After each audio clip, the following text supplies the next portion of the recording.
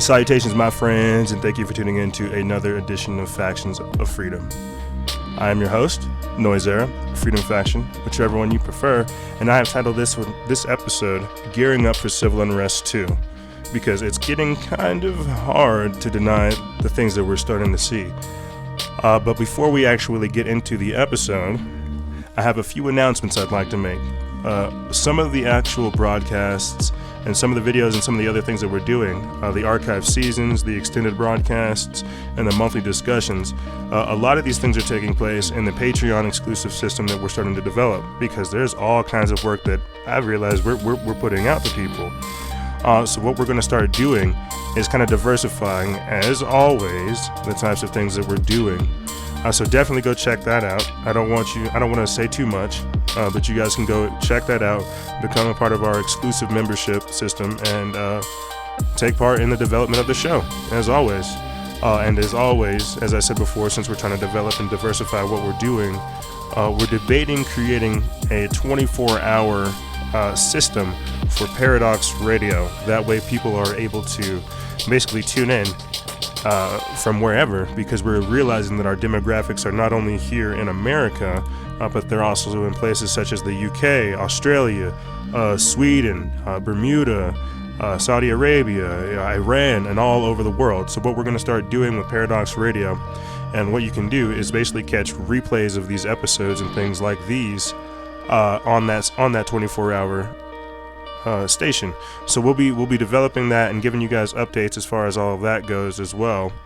But last but not least, we are also starting to work with Lori Alexander in her new project, Paranormal Tuesdays, whenever she's starting her new show called One Step Closer with Lori Alexander, and it's on Revolution Radio.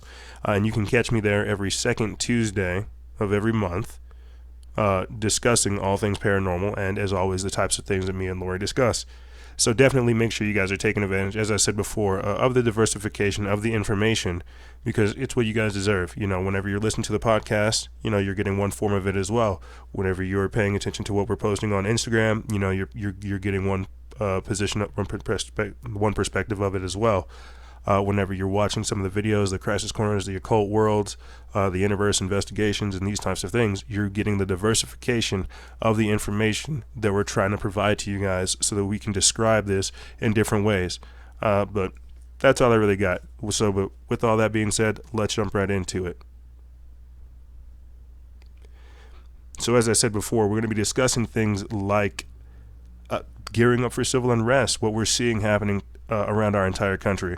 Because I've had the pleasure of having a number of interviews with a number of phenomenal people that I would definitely recommend you guys go back and listen to if you haven't already, with people like Billy Carson, Forbidden Knowledge, people like Orgon, where we talk about the potentiality of orgonite, things like ELF towers, Gwyn towers, cell towers, and this type of artificial energy, as well as enigmatic sun and spiritual practices. I've had the pleasure of interviewing a lot of people recently to somewhat solidify the fact that indeed we are engaged in not only a spiritual war, but a physical one that is now manifesting itself. So what I wanted to do, as I said before with those previous episodes, is kind of give us a different perspective to look at. Because while these types of things are taking place, as I've said before throughout those broadcasts, we've got to understand our orientation within them. While these things are taking place, what does that mean for us? You see. So this entire episode is basically built off of the assumption that some people have seen gearing up for civil unrest.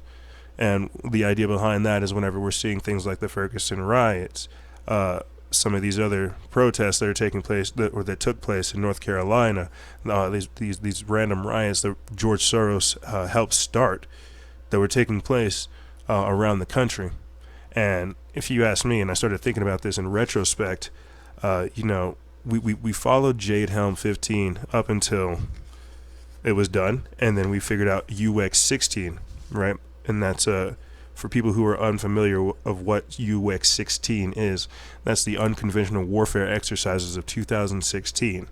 And it was actually, I think it was a disclosed document, and the idea behind it was just that they were trying to figure out ways to deal with the population, to deal with what's now considered populism. with Jade Helm 15. And we've talked about this on the show as well. It's the establishment of this artificial network and all the other things that they're trying to put out. It's more of the surveillance state, more of the police state, and more of martial law basically being enacted, right? Right there, military spy gear is flooding into local police departments, and this is kind of emblematic of what was going on. This necessarily wasn't Jade Helm 15, but this is kind of some of the things that we were seeing. You see, so what I'm basically trying to illustrate to you guys is the fact that they're trying to create an infrastructure of law enforcement. You see, right here, it says the rapidly developing police state is very disturbing, but technocrats fully intend to use the technology to control and micromanage citizens. No discussion of ethics or desirability has yet been seen. Major U.S. cities are spending millions of dollars on tools that track and extract data from people's cell phones, but almost nothing on the rules to guide their use. A little after midnight on November 28, 2014, hundreds of Black Lives Matter protesters filled the streets of downtown Chicago. The demonstrations were one of the many that erupted in cities nationwide soon after a Missouri grand jury failed to indict a Ferguson, Missouri police officer to the shooting death of Michael Brown that August. And as the protesters marched, a police vehicle crept behind them, the black SUV emblazoned with City of Chicago Emergency Management appeared to have two 360 cameras sprouting from its roof and a command center in the back. Whenever the vehicle drove by, protesters reported that their phones stopped working. So we're talking cell phone jammers. A week later, audio of police radio dispatch and from the protest was released online. In the recording, an officer alerts a department intelligence analyst about one of the protest organizers. Quote, "One of the girls is here. She's been on her phone a lot." The officer says, "You guys picking up any information? Where are they going, possibly?" The analyst responds, "Yeah, we're keeping an eye on it. We'll let you know if we hear anything." The leaked conversation and the cell phone disruptions led many activists to conclude that the police were eavesdropping on them. This story circulated widely in protest circles, but the Chicago Police Department never confirmed any such surveillance operations that night. Legally, listening in on private communications between citizens talking over mobile phones would require a Title III search warrant. But one thing is indisputable. The technology to snoop on nearby cell phones exists, and the Chicago Police Department has had it for over 10 years. For over 10 years. And I know that sounds ridiculous. All of this sounds ridiculous. A lot of what we're going to be talking about is basically the installation of the technocracy, or at least the development of this Minority Report reality that we would be living in, or that we're starting to live in. You see. And we've got to understand what all of this means. Why, like, as I said before, with UX16, could this actually be them trying to enact these operations, these domestic operations? You see, and if you guys are paying attention, because we broadcast both audio and video, for the people that are paying attention in the video, you're seeing the Dapple opponents vow fierce resistance as Army Corp grants the last easement, and on the right side you're seeing actual video of the cops taking shots at drones surveilling themselves, or drones surveilling the police.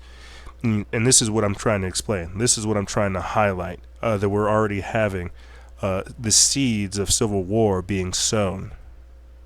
There's a lot of different things that will spark what I would consider turmoil within our own country, and we see it already. I mean, what is taking place with this Dakota Access Pipeline situation? There's a reason why it's not getting a lot of coverage. There's a reason why the alternative news or alternative media are covering it and trying to shed light on it, because we have Facebook that is trying to censor the information. I mean, right there, you're still seeing these policemen take shots at a drone. And this is what happens whenever we try to defend ourselves, whenever we try to get our own information. It's okay for them to be tyrannical, and it's okay for them to have all of these authoritarian powers, but whenever we try to fight back, you see these types of responses that we're getting. You see, and that's why I'm trying to say that they're gearing up for civil unrest. And I'll get into things like this as well further on down in the episode whenever we're talking about the types of gear that they're getting, how they're actually somewhat releasing reports talking about this. I mean, the Pentagon themselves have actually come out talking about how they're preparing for a dystopic future, and I'll try to find that clip for you guys throughout this video. But right there, politicians are making plans in case the public turns against them violently. Well, why would we do that? Why would we turn against them violently? It's because we're subtly learning that the politicians are corrupt. Well, we're not learning. We've known that they've been corrupt. This is nothing new. But the reason why they're trying to highlight this at Truth Theory is because these politicians know that a lot of the things that they're doing are coming to light. I mean, all these things with Pedogate, Pizzagate, the Flint water crisis, and all these other strange things that are taking place in our own country. You see, that's gonna make people react. People are going to genuinely get upset about seeing some of the things and some of the responses that they're seeing. I mean, a perfect example, I think, is Governor Rick Scott. I think it's Rick Scott of Florida, who has ties to some of the Zika companies that we're seeing go on. So what I'm trying to get at with looking at that is that's someone taking a place in the depopulation and dehumanization campaign who's benefiting off of the death of other individuals. So obviously people would get upset whenever they hear about these types of things being disclosed. I mean, and I'm putting together either an episode or a video, you know, a lot more of this information's coming together. Like I said, as far as Pizzagate and Pedogate, spirit cooking, and all this other stuff. I mean, whenever people start finding out about how corrupt some of these politicians have been, you know, basically eating children, you know, practicing some of this satanic magic and some of this dark occultic magic, you know, they're going to react. Whether it be people who are paid protesters, people who are acting as agitators, who do these types of things, that doesn't necessarily matter. What does matter is the fact that people will react violently. You see, they will react violently, and what I'm trying to illustrate with talking about all of this type of stuff is the fact that this is the revolution that we've been trying to talk about in so many different ways. But however, I'm trying to explain to people these days, instead of revolution, we need to think Renaissance. They're expecting all of these violent protests. They're expecting all of this chaos to take place. They're expecting all of this insanity so that they can fire back with these types of things. Here, let me get into this article right here. This is from Truth Theory. This was put up February 10th, and I'm not sure if I'll be able to pronounce this name right, but it says it is by Mayuka Saha. And it says, Washington, D.C. As protests continue to break out all around the nation over President Trump's desire to scrap Obamacare, Politico reported Tuesday that many politicians are beginning to worry about their own personal safety, to the point to where some are having private sessions to discuss the matter. Citing sources who were in the room, Politico writes, quote, House Republicans during a closed-door meeting Tuesday discussed how to protect themselves and their staffs from protesters storming town halls and of offices in opposition to repealing Obamacare. I think, you know, clearly this is more than just Obamacare. You know, clearly this is going to be a lot more than Obamacare. I don't think people will be that upset about repealing it, but I think, you know, what we'll end up seeing is other issues that people will start to become violently agitated about over the times. But this article goes on to say that some of the suggestions the news outlet reports include having, quote, a physical exit strategy at town halls or a back door at congressional offices to slip out of in case of demonstrations turning violent. Having local police monitor town halls, replacing any glass office door entrances with heavy doors and deadbolts, and setting up intercoms to ensure those entering congressional offices are there for appointments, not to cause chaos. End quote. While protests are popping up all over, the Republicans' private session was no doubt prompted by the events happening over the weekend. while speaking before a raucous crowd in Roseville, California. Representative Tom McClintock had to be escorted from the stage and away from the event by local police officers. McClintock, who held town hall meetings during the politically volatile days of both the Tea Party and Occupy movements, told The Hill that he's never seen anything like it. Quote, "This was something different." After an hour, the incident commander for the Roseville Police Department advised us the situation was deteriorating and felt it necessary to get me out of the venue. That has never happened before. The sentiment appeared to be echoed at Tuesday's closed-door session. Think about that, guys. So they're trying to make it... They're not trying to. Some of these George Soros-paid agitators are actually helping them succeed and labeling us as these type of people, labeling us as these type of radicals, these violent agitators and these types of people. But what a lot of people have got to understand whenever we're looking at these types of things is they're trying to play it as if they're the victim, as if these politicians are the ones that are... They're not the problem. There's nothing wrong with them. You see. But we wouldn't be reacting violently if we didn't have these problems in the first place. That's all I'll say whenever I look at that kind of stuff. But the idea, the overarching idea, is that they are preparing to, if anything, take on civilization. Take on us, the people. You see, right there, military, as we said before, with military-grade spy gear flooding into local police departments.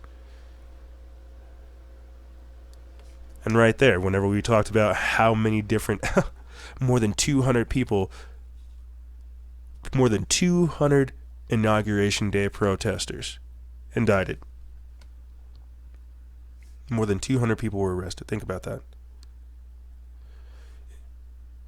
That's crazy. But what's even more crazy to think about is how many of those people were there and were paid to be there. How many people were actually, were those actual agitators? You see. Right there, Army preps for urban warfare in megacities, mass migration, disaster, and intercity turmoil. So, as I said before, these these types of these types of articles, these types of things that were coming out, basically glossing over the fact that, hey, there's going to be some kind of conflict going on in our country, and we're preparing for it. Are you? Where we have Madonna talking about blowing up the White House, and we have an entire town's police department, resigning. I mean, look at what's going on in our country. All of this, as I've said before, in other broadcasts and in other ways, this is all evidence, if you ask me, of the socio-economic reformation, where society is literally changing.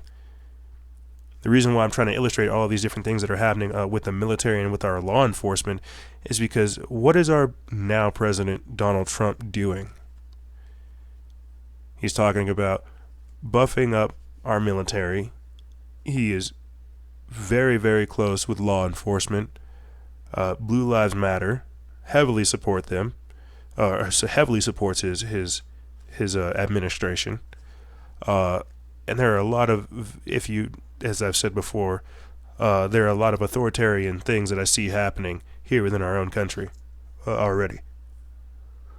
So for this to come out within literally the second month that this man is in office, it's just something that we need to illustrate, something that we need to highlight.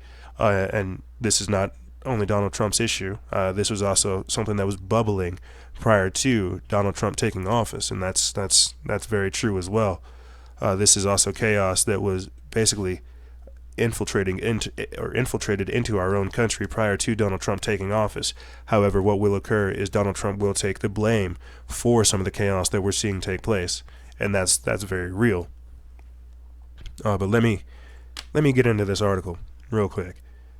There will be a war in the streets of America. Things have been engineered that way. The scenarios are many, the issues are complex, and the current anger from the left, who are violently protesting against President Trump, is just one aspect of it. But the Pentagon and the U.S. national security structure is increasingly looking towards the shifting demographics around the globe. People have moved from rural areas and shifted into cities. Wherever conflict stirs, there will be need for military and SWAT response to the call. Entire cities will be locked down. Door-to-door sweeps will often have violent ends. So I'm gonna stop right there before I actually start getting into what all of this. If you ask me what all of this means, as I said before, we've got to break this down when this type of stuff comes out. We've got to figure out what they're trying to say about mass migration, disaster, and inner city turmoil. You see, a perfect example is this: what is taking place in France? What is taking place in Sweden? What is taking place in Europe? Okay, and we've talked about this before: the culture clash, the clash of civilizations, how things change. All of this, as well, is evidence of Agenda 2030, Agenda 21. Sustainable development, the technocracy. This is the new world order, a borderless world. I heard the other day where we are now starting to discuss whether or not migrants have rights. And I have my own theories as far as some of these things with universal basic income and how they're implementing that in Finland, Switzerland, Greenland, and all these other places where they've accepted swaths of refugees, and how this will basically bolster the economy by giving all of these migrants and refugees a $2,000 a month stipend that boosts. You see what I'm saying? There's a whole lot of different things that we have to look at with just mass migration alone. Disaster and inner city turmoil. Well, as I said before, look at what's taking place in Sweden and Paris, and even in Venezuela as well. A lot of these types of things that I'm trying to talk about and illustrate to you guys are they're more they're archetypes for things that have already taken place. These are issues that are already existent that we can see coming here. So disaster and inner city turmoil, people who are not compatible with certain ways that the country or the nation or the state or city, wherever these people are at, some of these people are not compatible with their surroundings. This will cause this turmoil. This is the clash of civilizations. This is what happens whenever we are letting in these refugees, migrants, and immigrants, all these people. I mean, I know this is America. This is what we're known for. But these days, I think things are a lot more violent. That's definitely for sure. Things are a lot more violent these days. And so we're really having to reapproach the way at which we're looking at these types of things. So disaster and inner city turmoil is precisely what we're seeing already. As I said before, we're seeing archetypes and examples of this already. But let me get back into this article for you guys. It goes on to say that Baghdad could be brought home to the streets of America, and the military already knows it. And that makes sense already, because when you're looking at things like the Dakota Access Pipeline, look at how we're already treating our own citizens. Look at how we're literally treating people who have what I would consider a justifiable cause. They want to do the right thing. They're there to help people. They're environmentalists, or they're assuming environmentalists. I'm not sure, but when we have things like this, taking place in our own country, what does that symbolize? I'm sure you guys probably saw the meme going around of this is not Afghanistan, this is North Dakota, and it's because of all of the military equipment gear that they're using in North Dakota. The powers that be are deeply concerned about the unfolding situations with migrants, illegal immigrants, potential terrorists, political factions, maybe factions of freedom, violent protests, arson, and riots. Increasingly, they are training for and expecting a homegrown conflict that will call for them to restore order in major cities. And I've talked about this as well. Thunderstorm Spiral is another one of their operations that they are trying to that they use to train, and it's for urban warfare. It's for perfectly lit things like this, disasters in mega cities. They're expecting some of these chaoses to break out, and what I'm trying to get at, as I said before, is the overarching plan, the military's plan of UX 16. Could that be what we saw last year, and is that now coming into fruition? Them preparing for this urban warfare in mega cities, is that what we're seeing this year? Is that what we're going to start seeing? I have a clip loaded up for you guys if I could ever get through this article.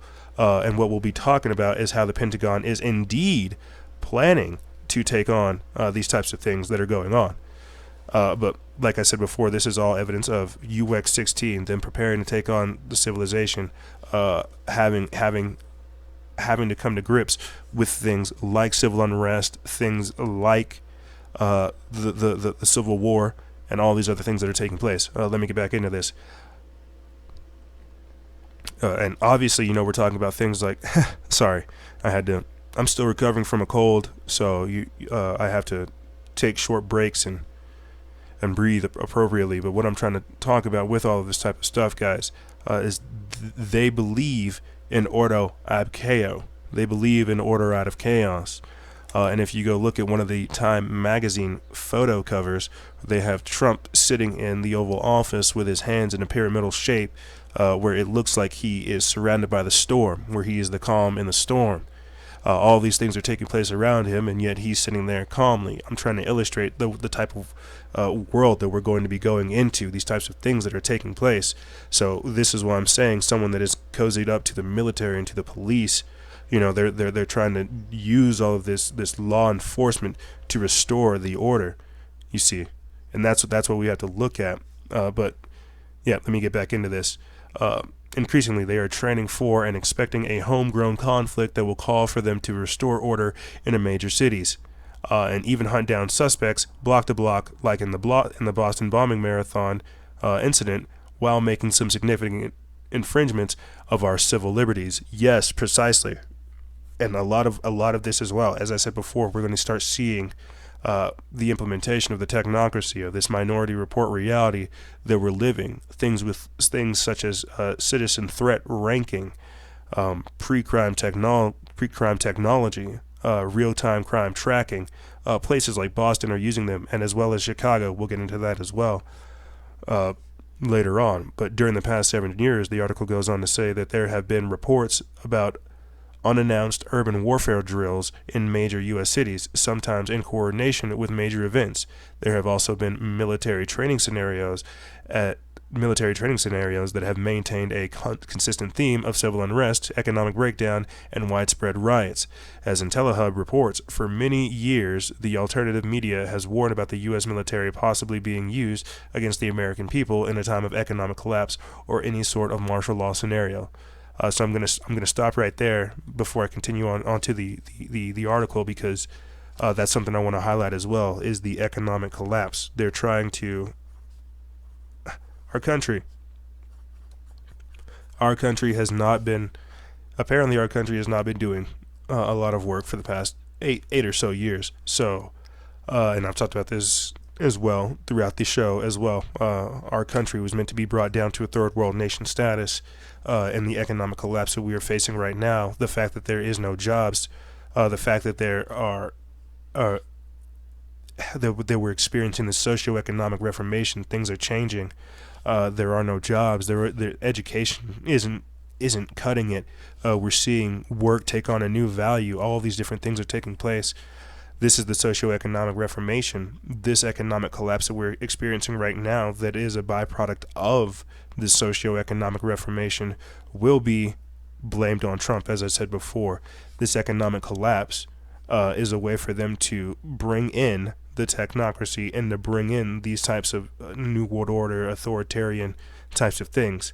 I don't want to say, 9/11 on a different scale, but we've got to look at the types of things that will be implemented due to these things taking place.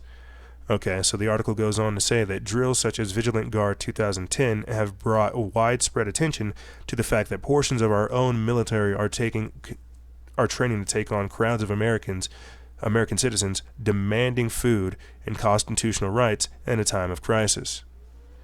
So what they're trying to say is whenever, as this thing says, whenever stuff hits the fan, when it hits the fan, don't say we didn't warn you. There are going to be swaths of people who are going to want food, who are going to want shelter, who are going to want water, who are going to want protection, who are going to want answers during a time of crisis. I mean, look at what happened with Hurricane Katrina. Look at what is happening with Fukushima. Look at what is happening with the Oroville Dam. Look at what is happening all around the country and all around the world. Look at what is happening with these Syrian refugees, Venezuela, etc., etc. As I said before, we have all these archetypes to look at, but they want answers. They have rights, but they're not going to get these answers because these are questions and these are problems provided by the same people that would give them the answers that they seek. You see. And we've talked about this before as well. I'll see if I can try to get the article up for you guys. But it is... I saw something strange the other day pop up, and I'll try to get back into this article and finish up if I can so we can get to this video. But I saw something strange the other day on how they converted a Walmart into a refugee center. Now, that's for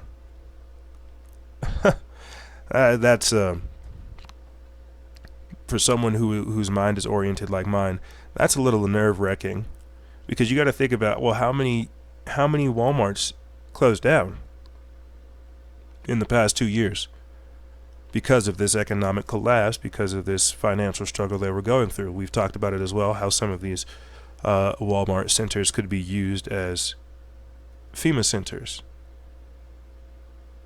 fusion centers, basically FEMA camps. Right. So the idea that they're turning them into refugee camps and allowing refugees to be in these areas, I think that is something that requires serious attention. As I said before, the idea that they're literally creating a place to house all these people that could come in and create an entirely different voting bloc that would be dependent upon the government, and so many different ways to look at. There's so many different ways to look at this. What I'm trying to say is they're trying to create these FEMA camps and get into it. So here's what I'll do. I'll finish up this article. I'll play the video, and then we'll come back with the abandoned Walmart to reopen as a shelter for illegal immigrants with tax dollar funding.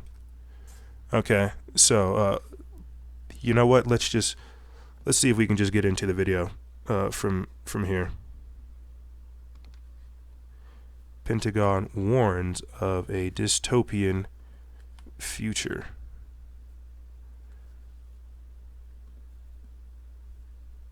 Maybe? No? Is it playing? Oh, it's on the wrong screen. Sorry about that, team. We are, as always, trying to do everything live time, and we are going to get you guys that footage. World's population and 70% of the world's GDP. So let's restart that.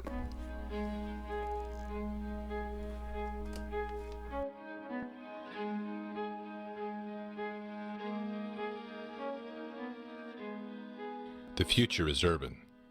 By 2030, urban areas are expected to grow by 1.4 billion, with that growth occurring almost entirely in the developing world. Cities will account for 60% of the world's population and 70% of the world's GDP.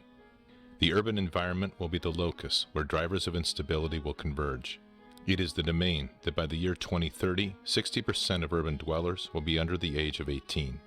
The cities that grow the fastest will be the most challenged as resources become constrained and illicit networks fill the gap left by overextended and undercapitalized governments. So notice how he said he noticed that he mentioned the number 2030. That's all I'm trying to say. He's talking about the wealth gap. He's talking about class division and all kinds of other things. But I will let him continue. Risk of natural disasters compounded by geography, climate changes, unregulated growth, and substandard infrastructure intersect to frustrate humanitarian relief. Growth will magnify the increasing separation between rich and poor. Religious and ethnic tensions will be a defining element in the social landscape.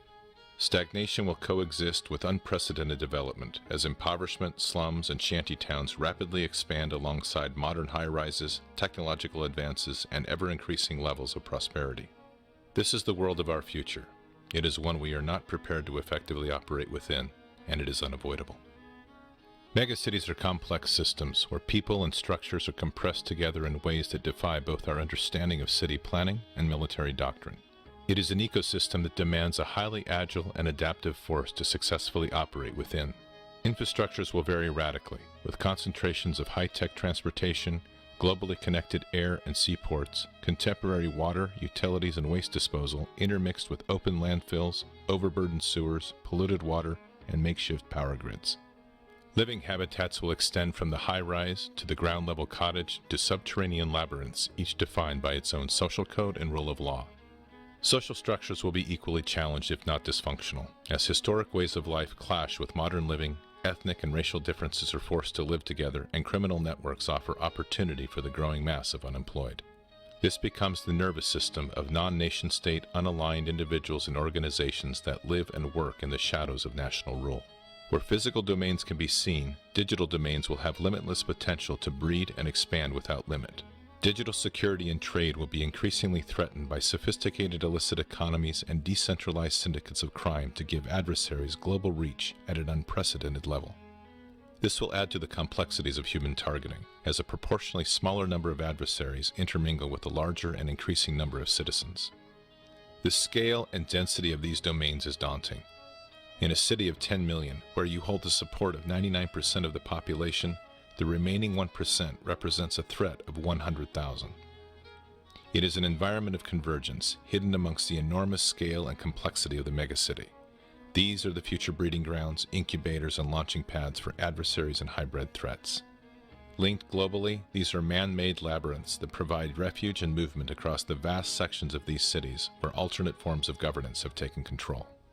The advice of doctrine, from Sun Tzu to current field manuals, has provided two fundamental options.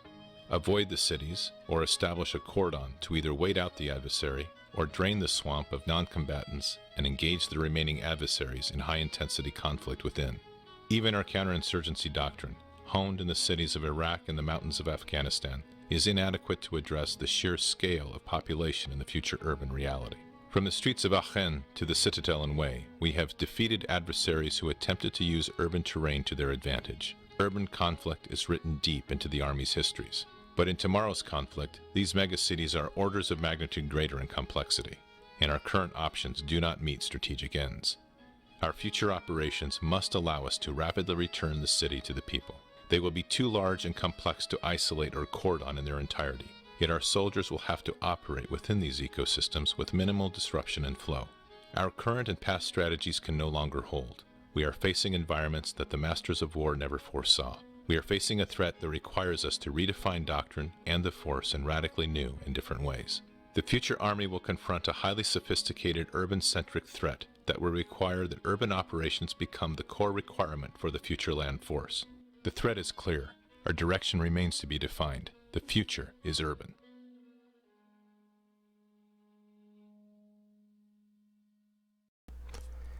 That's what I mean by they're planning to take us on. I hope that kind of gave you an illustration to go look at. You guys can go look that up on YouTube. I think it's also at the Pentagon, and it's the Pentagon's video of where they're trying to warn of a dystopian future. Clearly, they're planning for so many different things. As I said before at the start of that video with Agenda 2030, they're planning to take on America by 2030, and this is what I'm trying to illustrate with Agenda 21, Agenda 2030, and all these other things that are going on. The fact that indeed we're starting to see more militarized, more authoritarian, more law enforcement, air quotes, operations take place. And I'm going to read that one more time for you guys, that last quote that they talked about. Our current and past strategies no longer can hold. We are facing environments that the masters of war never foresaw. We are facing a threat that requires us to redefine doctrine and the force in radically new and different ways. So before I continue on with that, what they're trying to say right there, they're taking on, instead of actually going out to instead of going out to go deliver war to other people, they're taking on their own terrain. They're taking on urban warfare. This is something entirely new for them. The future army will confront a highly sophisticated urban-centric threat that will require that urban operations become the core requirement for the future land force. This is the technocracy. This is that digital expansion, as I was saying before. Criminal networks for the unemployed.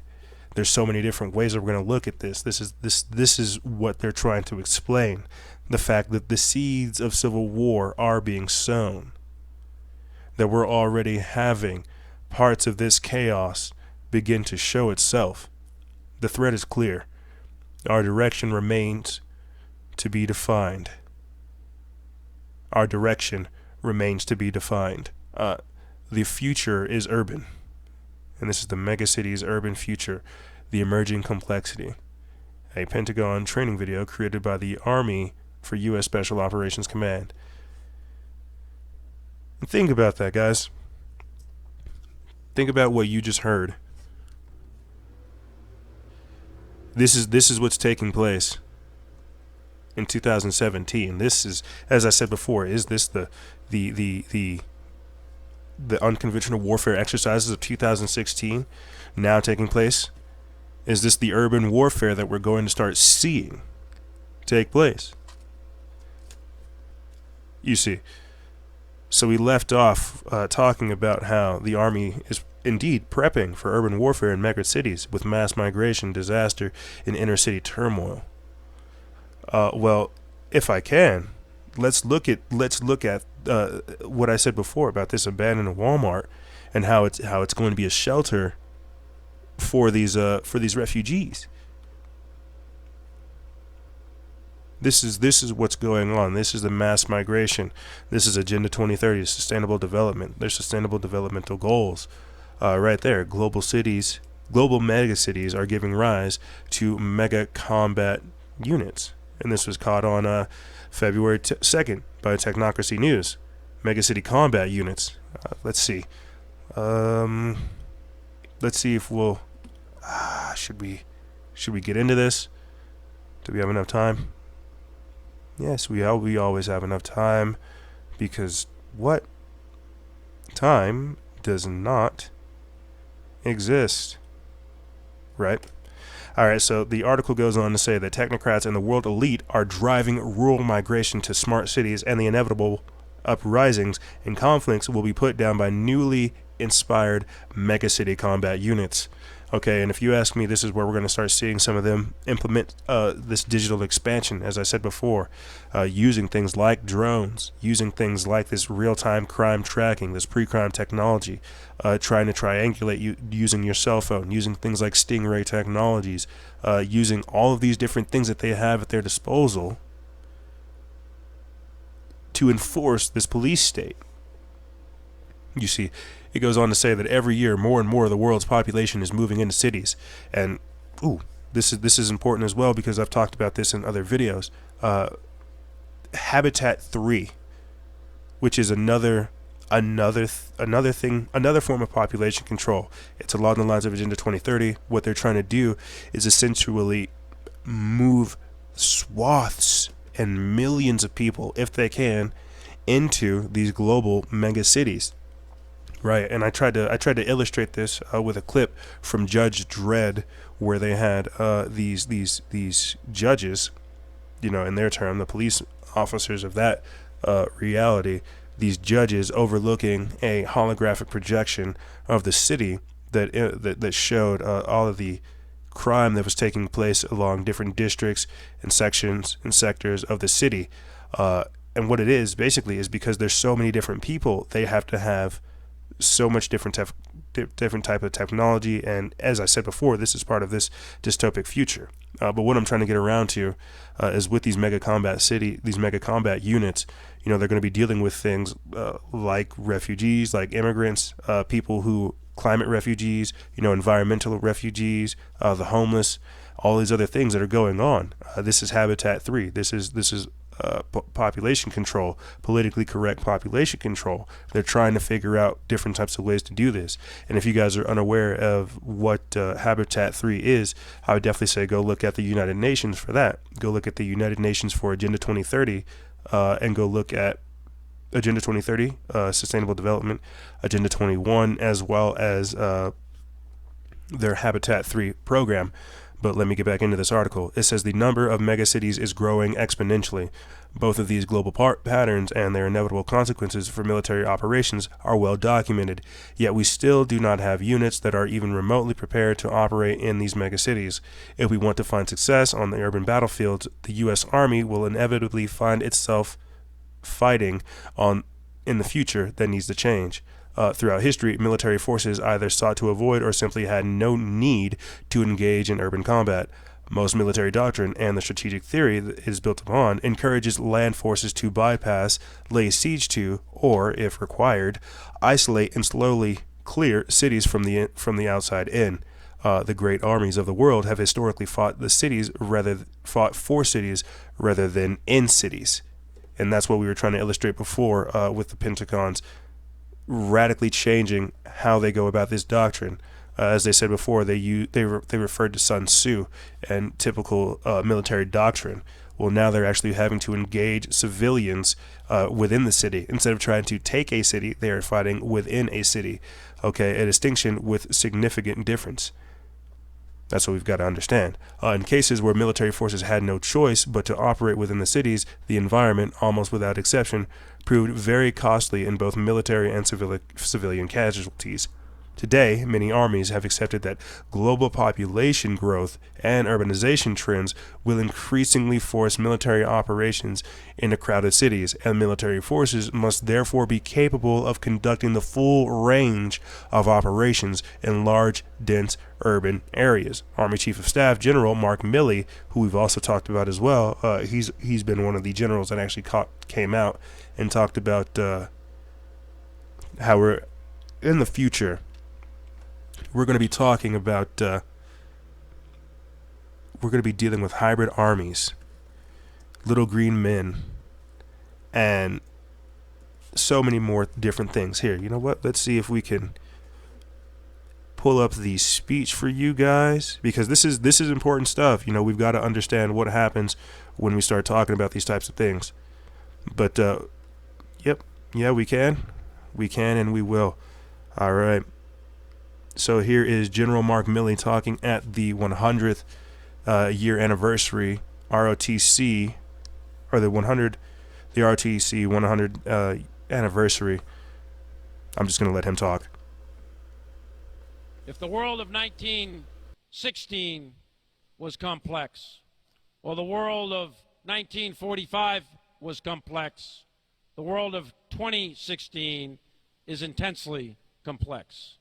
And I can tell you that from personal experience, and I know there's many others who can tell you that as well. And you will graduate and be in that world, and you're going to be leading the soldiers and the sailors, the airmen and the Marines in that world. You'll be dealing with terrorists. You'll be dealing with hybrid armies. You'll be dealing with little green men. You're going to be dealing with tribes. You'll be dealing with national leaders and local leaders. You'll be dealing with politics and economics, and you'll be dealing with direct fire and indirect fire. And you're going to be dealing with it all. And it's all going to be dealt with simultaneously. And for that, you're going to have to be ready. And that's why readiness, in my mind, is number one. So for grins and giggles, just because I am used to hearing General Mark Milley say this twice, I think that we need to replay this again so people hear him talk about how we are going to be indeed dealing with terrorists, hybrid armies, and little green men. That's one of the more important things. We're not going to go down that path in this episode, but how indeed we're going to be dealing with terrorists and hybrid armies. If the world of 1916 was complex, or the world of 1945 was complex, the world of 2016 is intensely complex. And I can tell you that from personal experience, and I know there's many others who can tell you that as well. And you will graduate and be in that world, and you're going to be leading the soldiers and the sailors, the airmen and the Marines in that world. You'll be dealing with terrorists. You'll be dealing with hybrid armies. You'll be dealing with little green men. You're going to be dealing with tribes. You'll be dealing with national leaders and local leaders. You'll be dealing with politics and economics, and you'll be dealing with direct fire and indirect fire. And you're going to be dealing with it all. And it's all going to be dealt with simultaneously. And for that, you're going to have to be ready. And that's why readiness, in my mind, is number one. You're right. And that's why we've got to look at all this type of stuff that's going on. As I said before, looking at things like these global megacity combat units, as he said before, these hybrid armies, these terrorists, and obviously, little green men. We've got to look at it. Bill Gates actually came out earlier this week, and if you guys are unaware, I have a villainous hatred towards that man. I'm not trying to go down that path in this episode. We're sticking to everything else. But Bill Gates came out this week talking about how a bioterrorist could easily wipe out the population by 2025. I've talked about that as well, and how all of this genetic modification could create epigenetic diseases. They create mutations that we don't even have the cures for yet. I mean, we're already seeing what happens with drug-resistant super bugs, So there's a lot of different things that we have to look at with these hybrid armies and these types of terrorists, this bioterrorism. So we're definitely going to be dealing with that. With these mega city combat units, what I'm trying to illustrate is that they are indeed explaining these types of things that are going on. They're trying to show you that there will be some kind of conflict. The military operations are taking place. They are planning to take on the civilization, take on people. I mean, for the people that are watching this, I'm sure you've seen all these different clips of the Dakota Access Pipeline situation that is still taking place. And right there we have the fixed crime rate, or I'll send in the feds, Trump to Chicago Mayor Rahm Emanuel. And this is what's happening, is we're being threatened with having the feds sent in by our own president. There's a lot of different things that we have to look at that in this 2017, in this strange world that we have these days, where things are being muddied and we're right here in the middle of this transition, we are able to see so many different things take place. This is, as I keep trying to illustrate, the socioeconomic reformation. Things are changing. Things are at a point to where, as I said before at the start of the show, they're trying to assume order out of chaos, or order out of chaos, ordo ab chao, implementing the technocracy, implementing all of this new stuff. I mean, you have Trump literally passing down orders, changing the way that people think through Twitter, changing how the country operates through Twitter. So there's a lot of different ways that we've got to look at this. There's so many different ways that we've got to look at this. When we have generals saying that we need to prepare for what is coming, when they are making videos saying they are training to take on civilization, whenever they're coming out with technology that seems like it's from a movie with predictive policing, we've got to understand what that means. Let's see if we can try to find that article for you guys, because this is more of what we need to start talking about. The idea that indeed there are other tools being used. Right there. Can we find that other article? It's right there. Could predictive policing lead to a real-life Minority Report? And I don't think people understand what that means. Whenever... I'll put it to you this way. Why do people wear black masks, bandanas, the Guy Fawkes mask, the anonymous mask? Why do they cover up their faces whenever they go to protests? Well, it's not only that they don't want to be seen, It's that a lot of these incidences, they end up being able to capture, categorize, document some of these protesters. As I read before, the fact that they have technology, the police have technology to where they're able to see what's taking place around you. Oh my gosh. We didn't even get into the abandoned Walmart and how that takes place with the FEMA camps. You know what? Let me get into this. Oh, we're running out of time. Let me get into this, and then I'll jump into that with this predictive programming. I talked about this before, how they have literal technology that is able to go by you, where they're able to see whether or not people are chatting on their cell phones, if they're saying certain things, if they're engaging in certain kind of conversations. They're basically able to hijack the information, bypass it. So that whole San Bernardino cell phone jail lock or jailbreak passcode lock, that was all a sham. They've had this type of technology. And what we've got to look at when this takes place, going to these types of protests, doing these types of things, they're expecting it right there. Could produce, could predictive policing lead to a real life Minority Report? And what this is they're using AI, they're using machine learning, they're using computers, software like Predpol, HunchLab, IBM, Microsoft, and Hitachi, and analyze data from all these other different crime statistics. What you say on your social media, what you purchase, where you frequent, all these other things like that. They track these kinds of this metadata, and then they use it. You see, I wish I would definitely like to go into this more, and if I can, I'll try to bounce back into it. But I really wanted to touch on this Walmart being converted into a refugee center. I wanted to get that on here to illustrate more of the mass migration that we're going to start seeing, and how this borderless world, or this borderless society, however you want to put it, this world that we're going into, these types of things are going to start taking place even more so. Right there, LA converts abandoned motel into apartments for homeless veterans, because right there we have this thing to where we want to let in all kinds of refugees, but we don't want to take care of our veterans. Who should we help, homeless veterans or refugees? And the correct answer is both.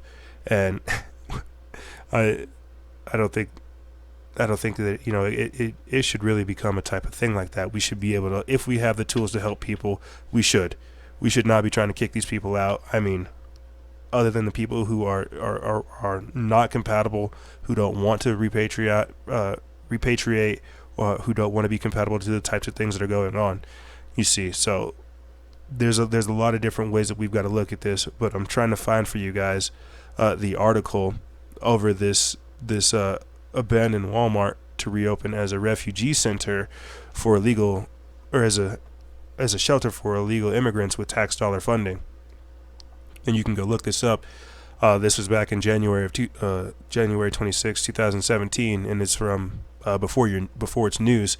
And it says that an abandoned warehouse or abandoned Walmart in Brownsville, Texas, will soon be home to hundreds of illegal immigrant minors, many of them late in their teens, thanks to your federal tax dollars. According to a report from a local ABC affiliate in Brownsville, the facility is currently being converted into a shelter by a non-profit organization called Southwest Key, which receives the majority of its fundings from federal tax dollars via the Office of Refugee Resettlement.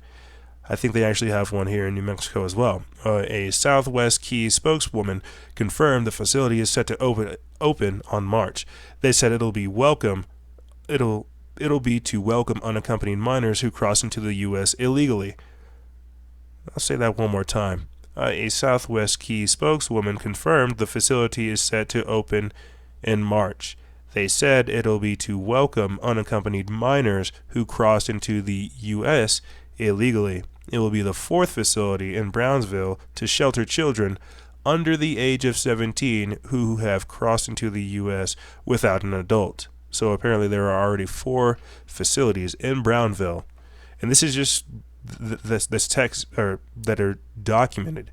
And what's weird is you guys can go back and look at one of my episodes where I talked to Daddy Big about, or Brother Big, about how he himself actually came into contact with one of these FEMA centers, one of these fusion centers, and how they were sprouting up all over the place. And I guess this is what we're starting to see now, is the continuation of this. Southwest Key is federally funded by the Office of Refugees Resettlement. The group's mission is to provide a safe environment for unaccompanied children while they wait to be reunited with a sponsor or a relative in the U.S. Southwest Key officials said children are supervised during their stay. The program ensures youngsters have a safe place to sleep, are fed, educated, and also have access to health care and counseling service. Of course, the report drew a lot of criticism from local Brownsville residents, many of whom questioned whether the money should have been redirected for shelters for veterans and or for the homeless. As a background, according to World News Daily, Southwest Key has an annual budget of $150 million and operates 27 shelters for legal immigrants in Texas, Arizona, and California. Per the Southwest Key website, Southwest Key Programs is a private nonprofit organization founded in 1987 to keep young people out of the institutions and empower them with skills, knowledge, and tools they need to succeed. Through an exceptionally competent and diverse staff, Southwest Key empowers youth and their families to make positive changes in their lives, including at our 27 immigrant children's shelters in Texas, Arizona, and California. So basically, what they're trying to say is the children that come in is what they take care of. The ones that are under the age of 18, they already have 4 facilities in Texas, 27 in total. And this is an operation. This is the mass migration of people that are coming in illegally. As I said before, I'm sure if we were to go back and look at some of the people that were arrested during Inauguration Day, we would see that they were either under the age of 18 or, not that far from it.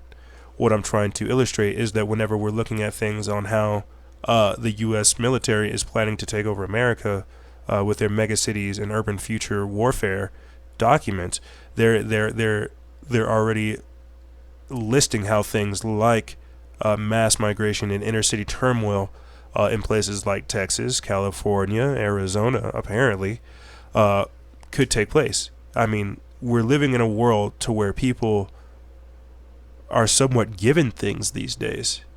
These children, I'm not sure their situation. I'm not trying to pass judgment. I'm just saying this society that we've built to where we want to try to take care of everyone, they can be taken care of, and then they can go move somewhere else entirely, and then their views and their mindset could be shifted radically. These types of things happen, whenever people move, whenever people change, whenever people grow up. You see, there's a lot of different angles that we've got to look at this type of, I guess, this type of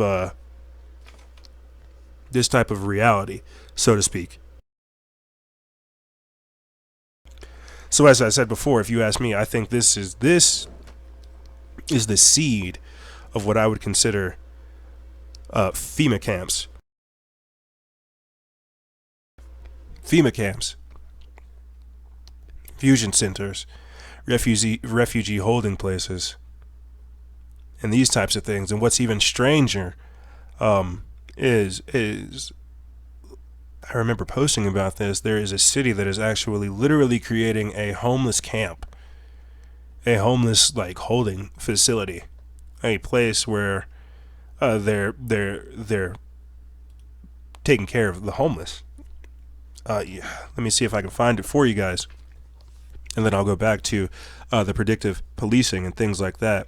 And the reason why I'm jumping all over the place is, well, clearly because I forgot about one, and I'm trying to illustrate all these other things that are taking place in this authoritative mindset, to where they're trying to basically have this much more control over us. I mean, just the other day I put up a post about how in another county, I think in Alabama, a church is trying to have the rights to have its own police department, its own police force.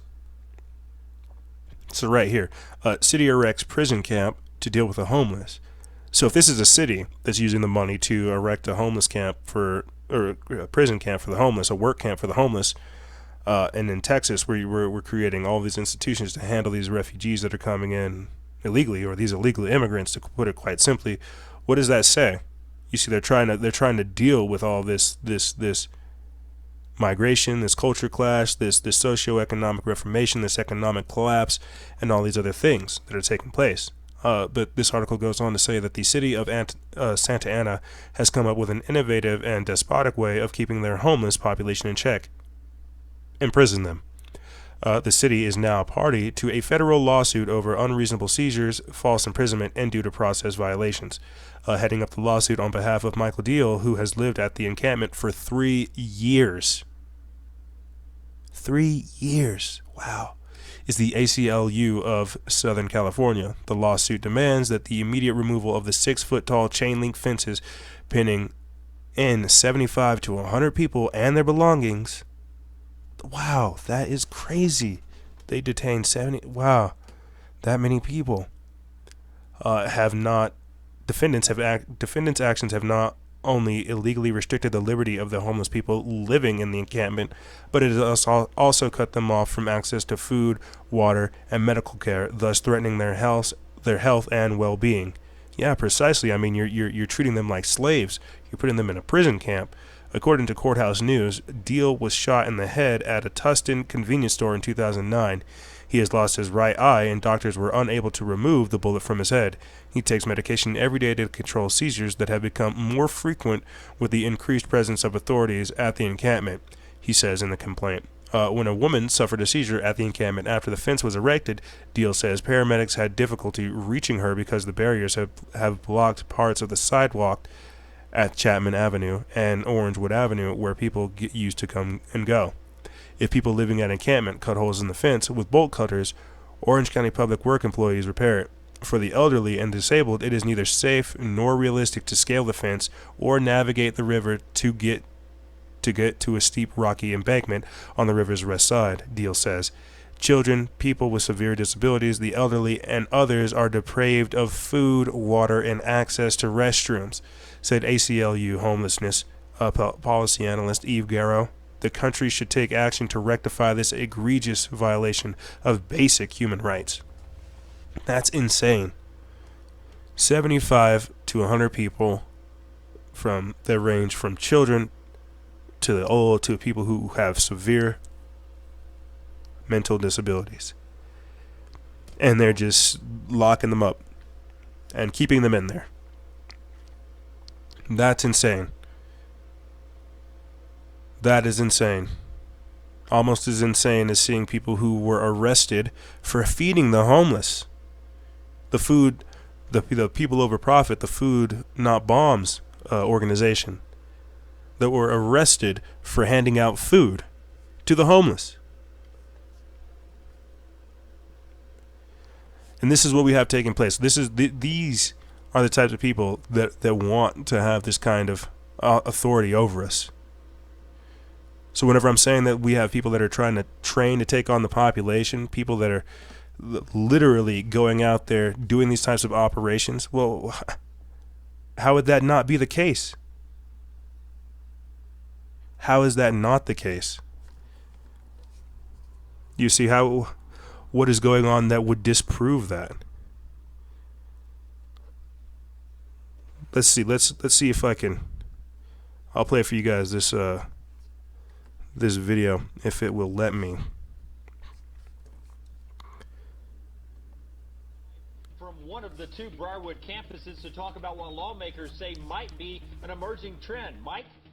Sherry and Jim, Briarwood has its large high school campus here in Shelby County and also a large church and other facilities in its Jefferson County campus. And supporters of the bill say both need full-time police protection, but skeptics of the legislation worry that it could open the door for a flurry of privately controlled police departments. You think? We are creating a situation here that will not limit itself, and we won't be able to limit it after a while. Briarwood will be the first church in Alabama to have its own certified police on staff if Governor Bentley signs HB 45 into law. State Representative Alan Treadaway, a captain in the Birmingham Police Department, tells us there will likely be more churches and possibly businesses that follow suit.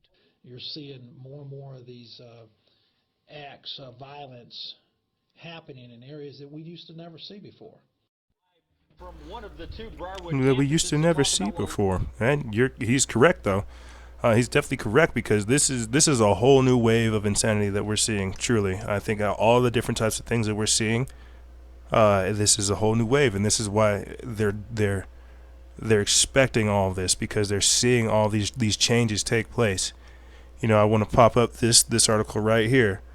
Smart cities, surveillance, and new streetlights in San Jose, and this is where they have microphones and all kinds of other things mic'd up to it. With 39,000 cameras and microphone-ready streetlights, San Jose could become the global model for total surveillance society. That's one. And then, you know, you got to look at things like this. Nokia announces its new high-tech framework for smart cities, and this is where they're basically trying to put together an Internet of Things for an entire city, a smart city, smart grids, the technocracy. This is where all of this stuff comes into play. This is why we've got to look at it right here as well. The cities of the future are smart, green, connected innovation hubs. And so why am I talking about technology at the last minute? Well, I'm talking about how how right now with where things are, that the police are becoming that much more technologically oriented. They are learning how to use the technology right there with citizen threat ranking, and using things like your everyday actions, you know, including internet activity and traffic violations. The scores would determine your eligibility for everything: your credit report, from loans and school admission to hotel bookings and air travel. This sounds like a page from George Orwell's 1984, but it is already being tested by local governments. Any infraction, even jaywalking, will earn you a black mark and lower your score. And what is the goal exactly? To allow a trustworthy to roam everywhere under heaven. I couldn't read it. But basically, they want you to be an obedient slave. If you are bypassing any of the things that they are doing, if you have any of the black marks, you will be noticed. If you are doing anything that is outside of their parameters of understanding their realm of perception, I'm sure you'll be given a black mark.